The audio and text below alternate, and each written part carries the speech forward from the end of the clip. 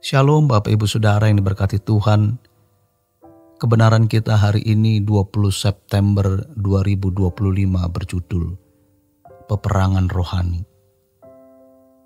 Kita harus memahami bahwa kitab Wahyu ditulis dalam gaya simbolik dan figuratif, bukan secara harafiah. Dalam Wahyu 20 ayat 7 tertulis, dan setelah masa 1000 tahun itu berakhir, iblis akan dilepaskan dari penjaranya. Ayat ini menggambarkan bahwa kejahatan akan muncul secara nyata dan ekstrim di akhir zaman. Jenis kejahatan yang belum pernah dilakukan manusia sebelumnya. Ini dilukiskan melalui simbol iblis dilepaskan dari penjaranya. Dalam ayat 8 dikatakan bahwa iblis akan menyesatkan bangsa-bangsa di keempat penjuru bumi dan mengumpulkan mereka untuk berperang. Perlu diingat, angka, nama, dan peristiwa dalam kitab Wahyu mengandung makna simbolik yang harus ditafsirkan secara kiasan, bukan literal. Yang paling penting adalah memahami maknanya secara rohani dan mengaitkannya dengan kehidupan kita saat ini. Apa yang harus kita lakukan? Bagaimana kita bersikap? Dan dalam posisi apa kita berdiri di tengah zaman yang gelap ini? Ayat 9 menunjukkan, maka naiklah mereka ke seluruh dataran bumi, lalu mengepung perkemahan tentara orang-orang kudus dan kota yang dikasihi itu. Siapa yang dimaksud sebagai orang-orang kudus dan kota yang dikasihi? Itu adalah kita, orang percaya yang berjuang untuk hidup dalam kekudusan.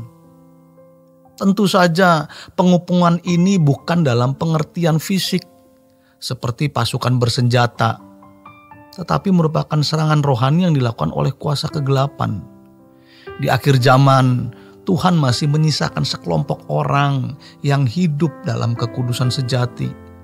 Mereka yang disebut tentara orang kudus. Mereka bukan pejuang bersenjata secara jasmani, melainkan prajurit rohani yang hidup untuk menyelamatkan jiwa-jiwa yang menegakkan kebenaran. Mereka menjalani proses pemurnian. Sebagaimana tertulis, yang fasik tetap berlaku fasik dan yang kudus menjadi semakin kudus dalam Wahyu 22 ayat 11. Pada titik ini tidak ada zona netral. Seseorang berada di kutub dosa atau kutub kesucian. Jika kita termasuk dalam barisan tentara orang kudus, kita pasti mengalami tekanan dari berbagai sisi. Ini bukan hanya berupa serangan verbal, fitnah, atau perlakuan tidak adil, tapi juga atmosfer dunia yang mencekam dan membelenggu jiwa. Ada tekanan dari kekuatan tak terlihat, bayang-bayang gelap yang merongrong batin kita. Ini membuat banyak orang kehilangan semangat dan berkata, tidak mungkin hidup kudus. Namun iblis memahami waktu dan mengenali tanda-tanda zaman. Ia mengatur strategi, mengepung orang percaya secara perlahan lewat budaya, bahasa, candaan, media, dan berbagai ekspresi dunia modern yang tampaknya wajar.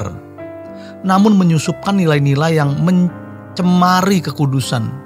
Banyak orang Kristen tanpa sadar mulai hidup dalam standar kewajaran dunia, dan inilah sasaran empuk dari kuasa kegelapan. Jika kita menjaga jarak dari pengaruh dunia dan hidup dalam kesadaran akan hadirat Allah, kuasa kegelapan akan kesulitan menjangkau kita.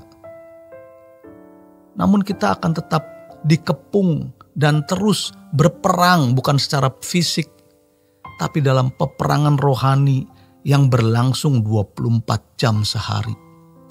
Tidak ada waktu jeda. Iblis selalu membidik, bahkan saat kita sedang berdoa, ia menunggangi manusia lama kita, mengacaukan pikiran dan mengaburkan visi rohani. menjadi bagian dari umat kudus Tuhan di akhir zaman ini adalah perjuangan yang sangat berat. Namun inilah panggilan ilahi. Hanya mereka yang menghayati kehadiran Allah setiap saat, yang hidup dalam doa dan ketekunan, yang akan sanggup bertahan dan menang dalam peperangan rohani ini. Demikian kebenaran kita hari ini.